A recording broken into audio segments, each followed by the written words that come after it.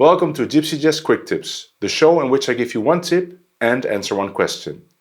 I'm your host Christian van Hemert, and in today's episode I discuss 3 approaches to improvising on the one chord on violin and answer a question about scales.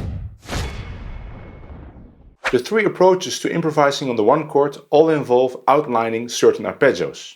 The first approach is outlining the major 7 arpeggio.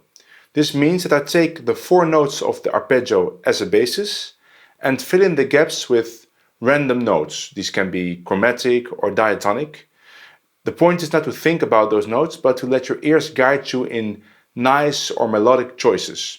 So here's an example of me playing on a backing track in C.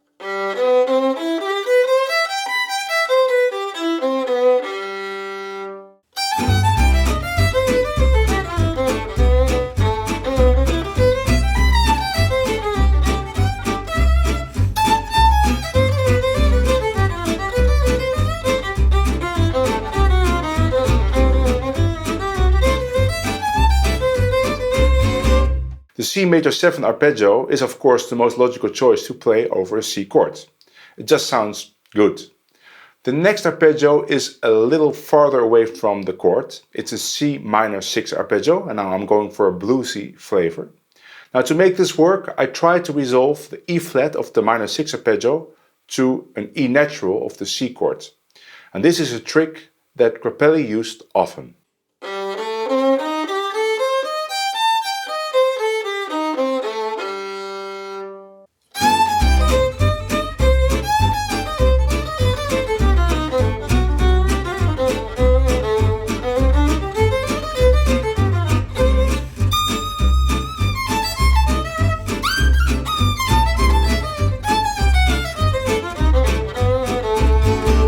The third approach is a personal favorite of mine. It's a very interesting color because it features both the flat third and the flat fifth, and that is the C Diminished Arpeggio.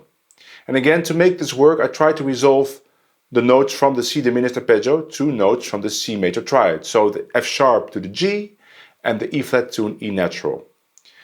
Now there will be many other notes I play because I still try to choose random notes to fill in the gaps, but I keep the focus on that C diminished arpeggio.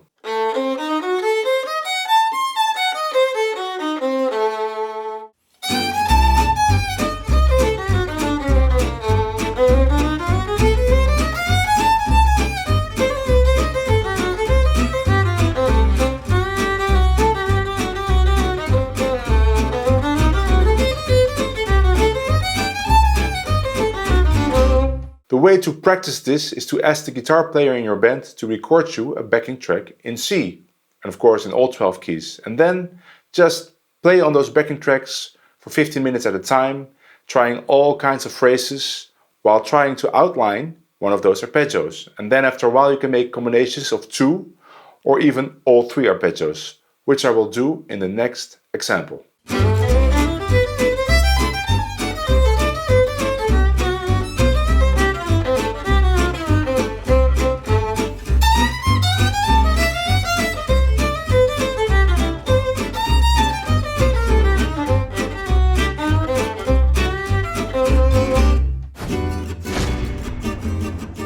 Can you please tell me which skills you are using while improvising? I hear many people that teach improvisation talk a lot about skills, which is of course a sound approach because there are many great improvisers that use skills very effectively. I, however, have chosen a very different approach, which is more about tonal colors. I'm always searching for an interesting color to play against one chord or even a chord progression. For example, when I'm practicing a lick which I picked up from a recording or a video, I'm not practicing that lick verbatim. Instead, I'm analyzing the notes for the hidden arpeggio and practice that arpeggio instead. And of course, I'm adding the random notes like I did in the earlier examples.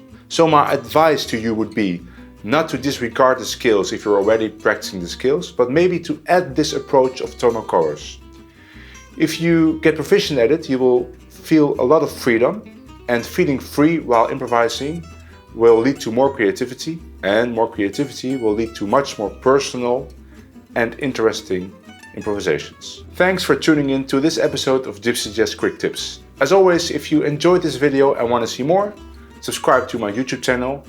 And if you have a question, don't hesitate to connect with me on Facebook, YouTube, Twitter, or you can come to my house. See you next time.